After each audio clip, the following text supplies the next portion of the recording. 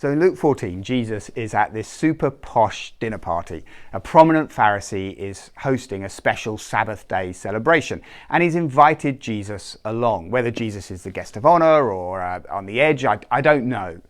But it's a fantastic little story and series of events that occur. And I love what happens when we get to sentence 7. It says this: when Jesus noticed how the guests picked the places of honor at the table, he told them this parable. We'll come to the story he tells in a moment.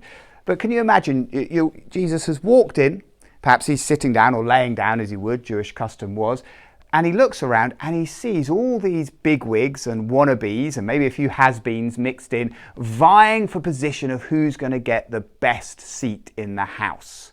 Who's going to be at the right hand or the left hand of the host, or who's going to be able to chew the ear off of some significant person even while they're eating together. They're playing musical chairs to see who can get the best seats available.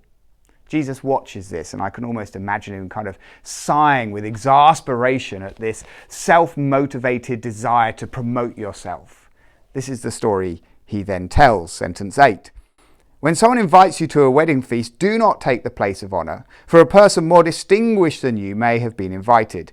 If so, the host who invited both of you will come and say to you, "Give this person your seat." Then, humiliated, you'll have to take the least important place. But when you are invited, take the lowest place, so that when your host comes, he'll say to you, "Friend, move up to a better place." Then you'll be honored in the presence of all the other guests. It's really easy to picture, isn't it? At a wedding or some other big civic moment where there's lots and lots of people and there is some kind of seating order and seating plan. You could either get there really early before most seats have been taken and deposit yourself right on the head table, feeling proud as punch.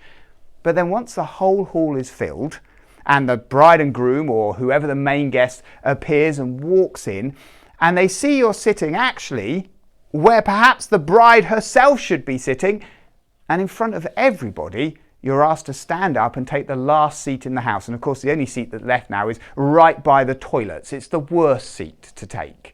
Everyone sniggers slightly as you have to walk to the back of the room and take this new seat. Or the other way around.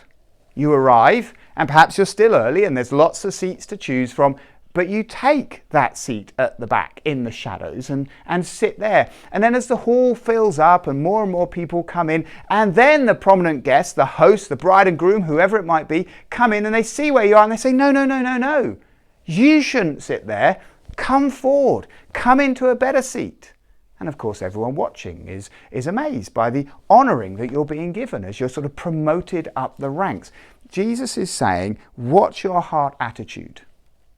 What's going on inside?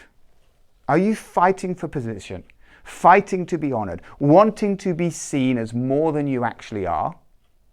Or are you humble enough, and I guess assured enough in your identity in God, not to fight for that position?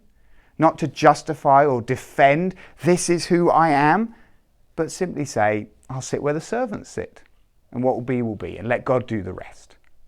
Jesus finishes this little story with this little phrase: for all those who exalt themselves will be humbled, but those who humble themselves will be exalted. What's going on in your own heart? Do you want to be honoured, or are you happy to be humble? What's going on?